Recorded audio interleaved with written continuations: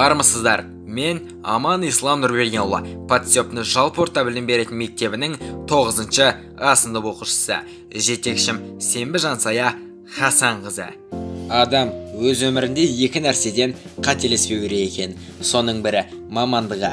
Қазіргі таңда еңбек нарығында сұранысқа ие 100 мамандықта Қазақстан Республикасы еңбек және халыққа әлеуметтік қорғау министрлігі атап көрсетті. Солардың ішінде логистика мамандығы бар. Енді соған тоқталайық. Мамандықтың шығу тарихы. Материалды және ақпаратты ағымдардың бастапқы көзінен ақырғы тұтынушыға дейінгі кеңістіктегі және уақыттағы қозғалысын жоспарлау, ұйымдастыру, басқару, бақылау және реттеу жөніндегі ғылым. Гректің логистика сөзінен шыққан, ол есептеу, дұрыс ойлау деген мағынаны білдіреді. Мамандықтың мазмұны. Логистиканың мақсаты логистикалық процестерді басқару арқылы экономикалық жүйенің тиімділігін арттыру болып табылады. Логистика міндеттерінің қатарына тауар ағындарын басқару, тауарлар, қызметтер мен ақпараттар ағынын бақылау жүйесін дамыту, нарықтағы бақылау және материалдар мен тауарларға сұранысты анықтау, нарықтағы болашақ жағдайды болжау. Мамандықтың қызықтыру себебі. Бүгінгі күні логистика белгілі бір жүкті қандай да бір көлікпен, мейлінше ыңғайлы және пайдалы жолдармен, теңізбен, құрлықпен, сумен немесе пойыздармен тасымалдауды білдіреді. Заманауи кәсіпорындардың айналымы өте үлкен, сондықтан оларға көлік және логистика ауадай қажет. Логистика бір қарағанда қызсыз ғылымға ұқсайды, шындығында мұнда өте қызықты фактілер бар.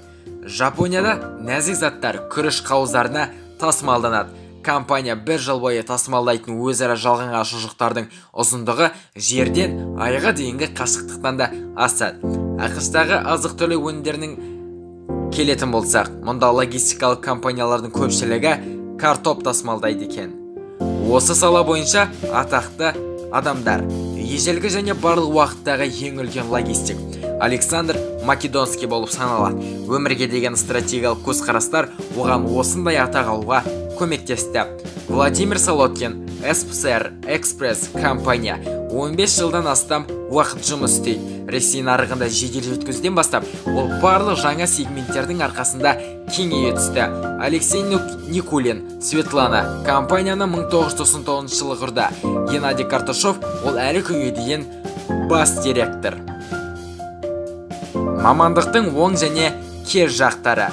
Мамандықтың оң жағы. Мамандардың жоғары сұранысы, қолайлы болжамдар, болашағы зор, жойылмайтын маманның бір түрлі тапсырмамен байланысты қызықты жұмыс. Мамандықтың кері жағы, жауапты жұмыс, онда логистика процестің әр сәтсіздігі үшін жауап береді.